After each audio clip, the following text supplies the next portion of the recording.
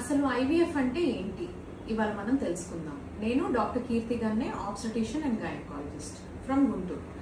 IVF అనేది అసలు ఎవరికి వర్తిస్తుంది, అసలు ఎప్పుడు చేపించుకోవాలి, ఇట్లాంటి డౌట్స్ చాలా మందిలో ఉంటాయి.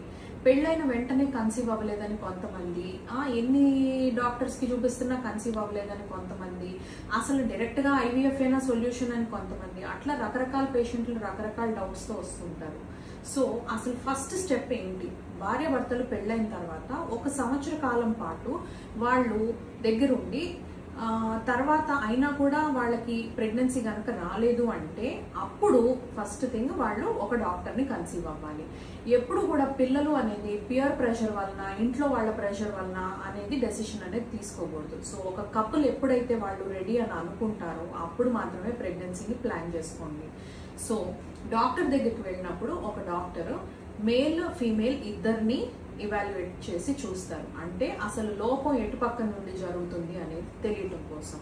Due to various social stigmas ఎప్పుడు కూడా ఫీమేలే ఇవాల్యుయేట్ అవ్వాలి, ఆడవాళ్ళు మాత్రమే చూపించుకోవాలి, వాళ్ళలోనే లోపం ఉంది అని అనటం వల్ల చాలా చోట్ల మేల్ ఫ్యాక్టర్ అనేది ఇవాల్యుయేట్ చేయటం అనేది సరిగ్గా జరగట్లేదు. కానీ ఎప్పుడు కూడా మేల్ ఫ్యాక్టర్ కూడా 40% ఐవీఎఫ్ వీటికి కారణం అవుతుంది. అందుకని ఎప్పుడు కూడా మేల్ ఫ్యాక్టర్ ని ఫస్ట్ ఇవాల్యుయేట్ చేసుకోవాలి. సో 2 పక్కల ఇవాల్యుయేషన్ అయిన తర్వాత దాన్ని బట్టి ట్రీట్మెంట్ అనేది ముందుకు వెళ్తుంది. వీటిల్లో అసిస్టెడ్ ప్రొసీజర్స్ ఏంటి అంటే ఐయుఐ అనేది ఒకటి. అందులో ఏం జరుగుతుంది అంటే సహజంగా అండం అనేది వీర్యం కణంతో కలవకపోవటం వలన ప్రెగ్నెన్సీ రావట్లేదు. కాబట్టి మనం వీర్యం కణాలని సేకరించి దాన్ని సెంట్రిఫ్యూగేషన్ అన్న ఒక ప్రొసీజర్ త్రూ దాంట్లో ఉన్న క్వాలిటీ కణాలను తీసుకొని అవి గర్భసంచి లోపలికి ఒక సన్నటి ట్యూబ్ ద్వారా పంపించి అండం ఎప్పుడైతే విడుదల అవుతుందో అప్పుడు స్కాన్ లో చూసుకొని ఆ సమయంలో ఈ ఒక ప్రొసీజర్ చేస్తాం. దాన్ని ఐయుఐ అంటాము. సో దాని ద్వారా కూడా జరగకపోతే, దాని ద్వారా కూడా ప్రెగ్నెన్సీ అందుకోనప్పుడు మాత్రమే మనం ఐవీఎఫ్ అనేది సజెస్ట్ చేస్తాం. దాంట్లో ఏం చేస్తాము అంటే ఒక నెలసరి అనేది స్టార్ట్ అయిన తర్వాత విమెన్ కి నెలసరి వచ్చిన 2 రోజు 3 రోజు నుండి ఇంజెక్షన్స్ ఇస్తారు ఒక 10 రోజుల వరకు. దాని తర్వాత అండం అనేది ఎప్పుడైతే ఉత్పత్తి అవుతుందో అప్పుడు ఊసైట్ రిట్రీవల్ అనేది చేయబడుతుంది. దాంట్లో ఎగ్స్ ని సేకరిస్తారు.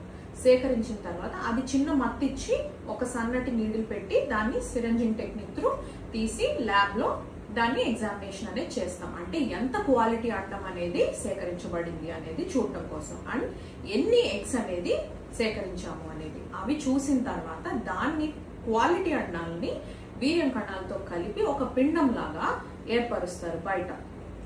సో అది ఒక చిన్న పిండం అయిన తర్వాత ఎప్పుడైతే నెక్స్ట్ సైకిల్లో ఎప్పుడైతే మళ్ళీ ఎండోమెట్రియం అనేది మంచిగా ఏర్పడుతుందో అప్పుడు స్కాన్ ద్వారా చూసుకొని మళ్ళీ దీన్ని లోపలికి తీసుకెళ్లి ఇంప్లాంట్ చేయటం అనేది వదలటం అనేది జరుగుతుంది. సో ఆ వదిలిన పిండం అనేది ఇంప్లాంట్ అయ్యి శిశువుగా పెరుగుతుంది. సో అది ఐవీఎఫ్ అనేది. ఇది కూడా జరగనప్పుడు ఇక్సీ అనే మరొక ప్రొసీజర్ చేస్తారు. దీంట్లో ఏం చేస్తారంటే బయట ఈ అండం లోపలికి వీర్యం కణాన్ని ఇంకొక సిరంజ్ త్రూ పంపించబడుతుంది. సో దాన్ని ఫర్టిలైజ్ చేయటం అనేది జరుగుతుంది. దాని తర్వాత దాన్ని లోపలికి వదలటం అనేది జరుగుతుంది. ఇట్లా ఈ multiple stages of IVF procedures అనేవి జరుగుతాయి, అసిస్టెడ్ టెక్నిక్స్. వీటిల్లో ఏమీ జరగనప్పుడు మాత్రమే లాస్ట్ రిసోర్స్ గా సరోగసీ అనేది ఆప్ట్ చేస్తారు. సో అంతేగాని అదేదో ఒకళ్ళని మనం కన్నాం కదా మరొకళ్ళని సరోగసీ త్రూ తెచ్చుకోవచ్చు, డబ్బులు ఇస్తే ఏదైనా జరుగుతుంది, అట్లాంటివన్నీ మంచి పద్ధతులు కావు. Socially, emotionally, there is a lot of trauma to women and to the society. So don't encourage such things. I hope this video is helpful. Thank you.